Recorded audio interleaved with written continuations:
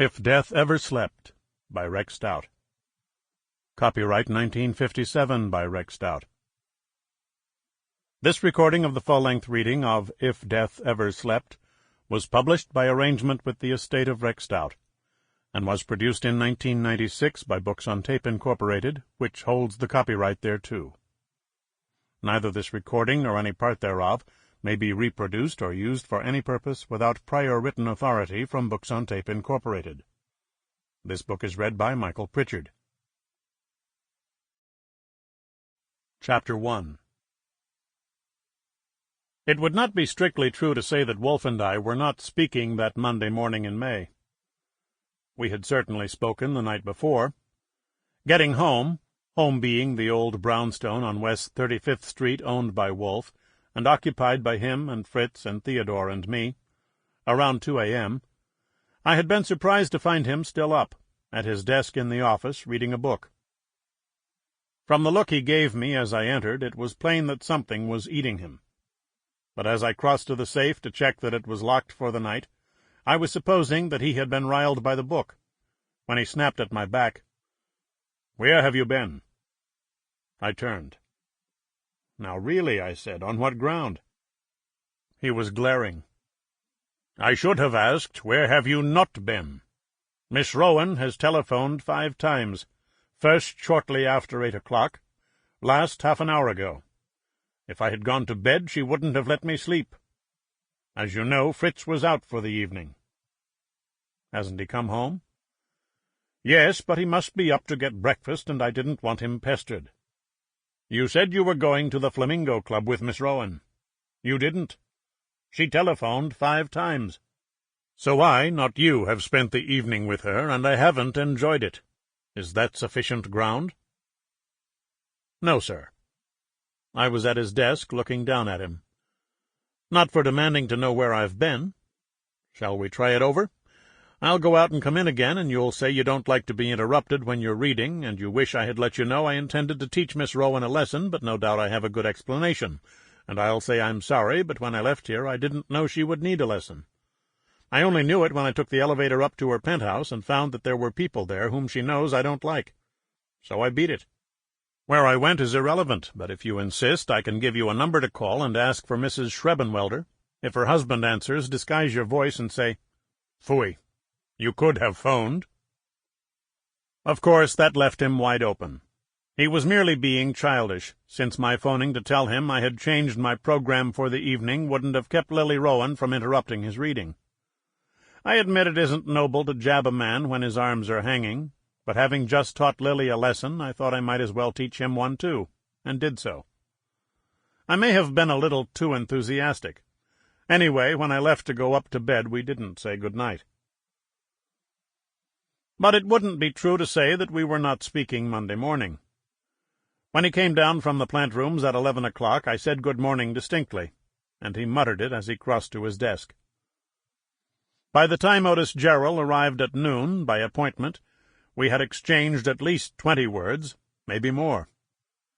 I remember that at one point he asked what the bank balance was, and I told him.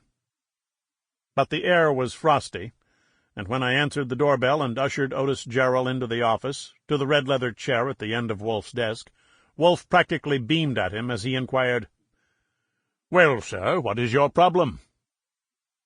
For him that was gushing. It was for my benefit.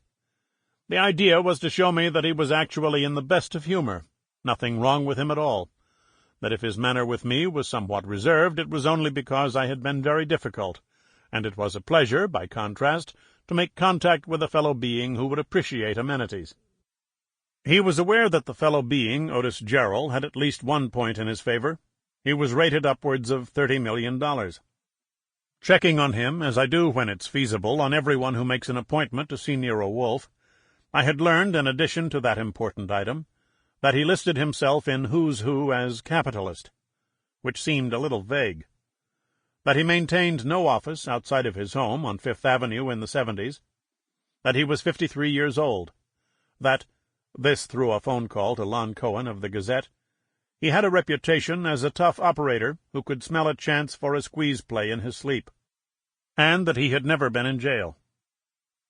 He didn't look tough, he looked flabby, but of course that's no sign.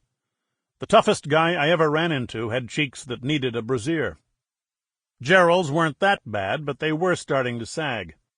And although the tailor who had been paid $300, or maybe $400, for making his brown shadow-striped suit had done his best, the pants had a problem with a ridge of surplus flesh when he sat. But that wasn't the problem that had brought the capitalist to Nero Wolfe. With his sharp brown eyes leveled at Wolfe's big face, he said, "I want to hire you on a confidential matter. Absolutely confidential. I know your reputation, or I wouldn't be here, and your man's good ones, too. Before I tell you what it is, I want your word that you'll take it on and keep it to yourselves, both of you." "My dear sir." Wolfe, still needing to show me that he was perfectly willing to have sociable intercourse with one who deserved it, was indulgent. "You can't expect me to commit myself to a job without knowing what it is. You say you know my reputation. Then you are satisfied of my discretion, or you wouldn't have come. Short of complicity in a felony, I can keep a secret even if I'm not working on it. So can Mr. Goodwin." Jarrell's eyes moved, darted, and met mine. I looked discreet. He went back to Wolfe. "This may help." His hand went to a pocket and came out again with a brown envelope. From it he extracted a bundle of engravings held by a paper band. He tossed the bundle onto Wolfe's desk, looked around for a wastebasket, saw none, and dropped the envelope on the floor. "There's $10,000 for a retainer. If I gave you a check, it might be known, possibly by someone I don't want to know it. It will be charged to expense without your name appearing. I don't need a receipt." It was a little raw, but there is always human nature, and net without taxes instead of net after taxes certainly has its attractions. I thought I saw two of Wolfe's fingers twitch a little, but the state of our relations may have influenced me. "I prefer," he said dryly, "to give a receipt for anything I accept. What do you want me to do?" Jarrell opened his mouth, closed it, made a decision, and spoke. "I want you to get a snake out of my house, out of my family." He made fists. "My daughter-in-law, my son's wife. It must be absolutely confidential. I want you to get evidence of things she has done, things I know damn well she has done, and she will have to go." He defisted to gesture. "You get the proof, and I'll know what to do with it. My son will divorce her. He'll have to. All I need—" Wolfe stopped him. "If you please, Mr. Jarrell, you'll have to go elsewhere. I don't deal with marital afflictions." "It's not marital. She's my daughter-in-law." "You spoke of divorce. Divorce is assuredly marital. You want evidence that will effect divorce." Wolfe straightened a finger to point at the bundle of bills. "With that inducement, you should get it, if it exists. Or even if it doesn't." Jarrell shook his head. "You've got it wrong. Wait till I tell you about her. She's a snake. She's not a good wife. I'm sure she's two-timing my son. That's true, but that's only part of it. She's cheating me, too. I'll have to explain how I operate.